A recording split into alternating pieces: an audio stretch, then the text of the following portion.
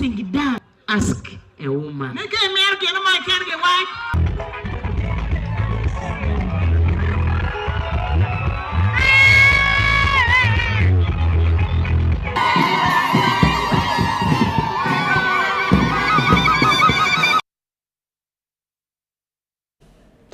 The Uganda Prisons has passed out 60 officers on the Intermediate Command and Staff course. The 5-month training was undertaken at institutions such as Makerere University, Uganda Management Institute, LDC, Chankwanzi, among others, with the core of exposing middle-level prison officers to advanced intellectual and practical approaches to correctional services. General David Rubakuba Muhoozi, the State Minister of Internal Affairs, officiated the prison's pass-out. More details in this report.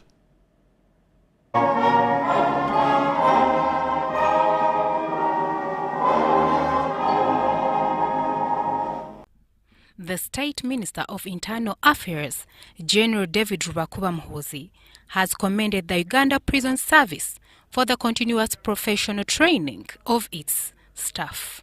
He also thanked the service for its consistent great performance. I'd like to acknowledge publicly, as your policy supervisors at the Ministry of Internal Affairs, that the prison service has discharged its mandate to a satisfaction, and this performance has been consistent over the years.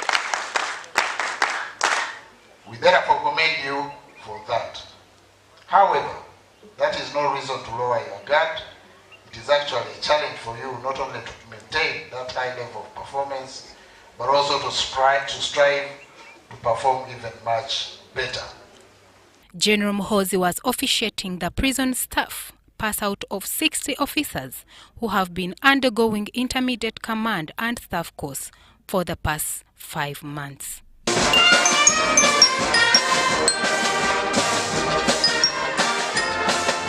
General Muhoozi thanked the prison service for educating and skilling inmates in different fields, a move that has helped reduce crime. I want to applaud the prison authority and service for having the least rate of recidivism using measures including improvement of prisoners in custody through education, through skilling. The studies tell the story that those who get skilled or get educated. The Deputy Commissioner General, Uganda Prison Service, Samuel Akena, disclosed that the ratio of staff to the inmates is still very low, according to the international standards, which should be 1 staff member per 3 inmates. He emphasized the need for more prison staff. In Uganda Prison Service, for every 7 prisoners, we have 1 staff. That means the officers, the staff are overworked. Our prayer is that as we continue advancing, funds permitting, we should be able to systematically fill these gaps. The acting commandant of Prisons Academy and Training School, Mary Centenary, highlighted the importance of the prison's intermediate course. The aim of this course is to expose and equip participants with advanced intellectual and practical approaches of management and leadership that are required for modern correctional services, and also to nurture their ideological orientation, aligning their thinking with national aspirations and development priorities. With continued consistent application of such courses in the Uganda Prison Service, the management and leadership skills of officers will be enhanced, enabling them to apply modern management techniques to contemporary command in the evolving security sphere. Charity Nahwe, reporting for UBC News. Residents of Zirobwe and neighboring villages have commended Project Orphanage Uganda, an NGO, commended the NGO for improving health services through the establishment of the state-of-the-art medical facility.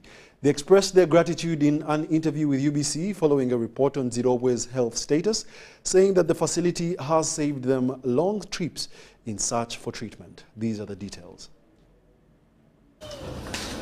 Health is a basic human right, yet many people struggle to access care due to limited funds and poor infrastructure.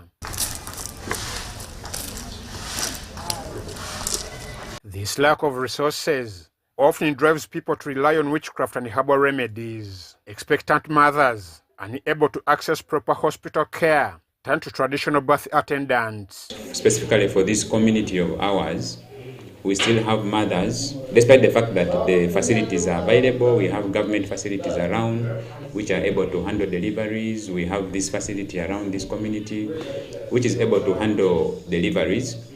But then we still have certain patients and mothers who have poor health-seeking behaviors, and you find that they still go to traditional birth attendants for deliveries.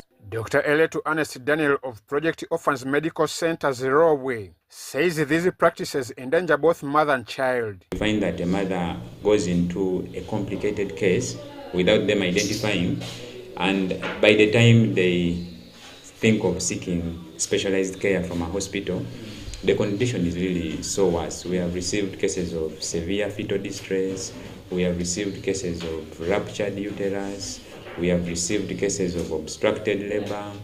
And we have also received some mothers here who are already dead. The mother has bled out, and by the time they reach here, they are already dead. The non-government organization set up the Nampoge facility in Kayunga to save lives. But as we continued operating, that was in 2018, more need kept on arising. Like mothers would come, they would want to give birth, but we didn't have room. So that's when we built the maternity wing called the Miracle Birthing Center.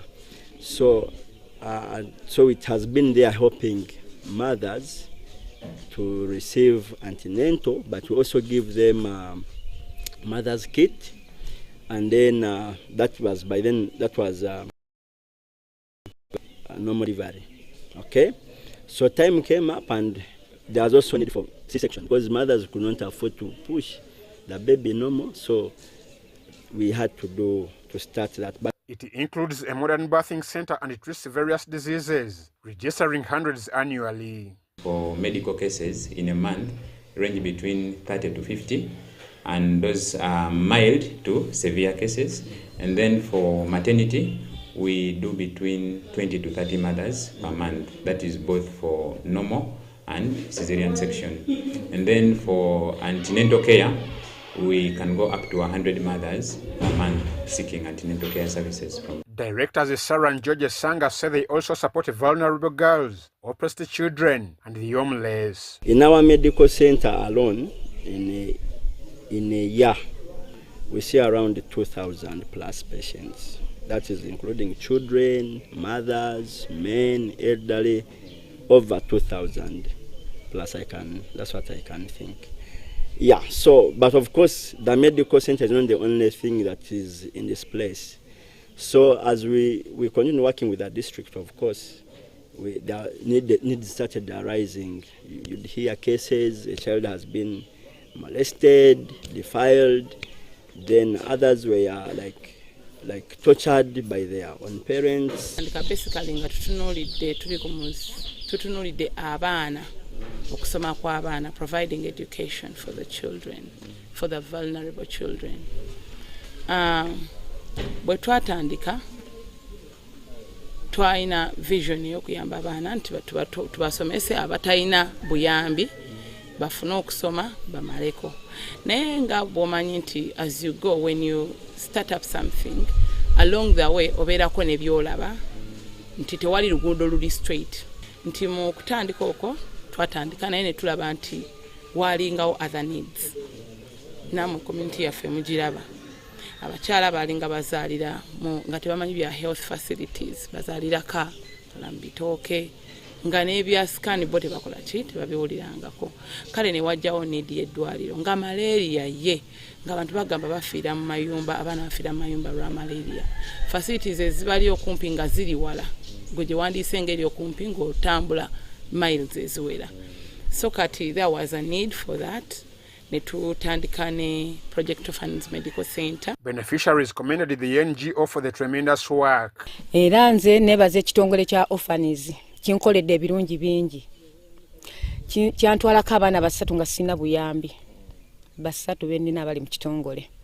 Bwe bamaliriza ekyo agenda okulaba nga banteekerawo ekizimbe ekyo kye mulaba. Kino kiba kifo kino singa nafadda kubanga nalwala prostate nga tibali wano singa nafadda kuba nagenda ebombo bintu byalema naye kati bano basobodde kumpa bujjanjabi bwonna mu ngeri yonna. Bansomeseza ne baza n'obulamu bwange bujja.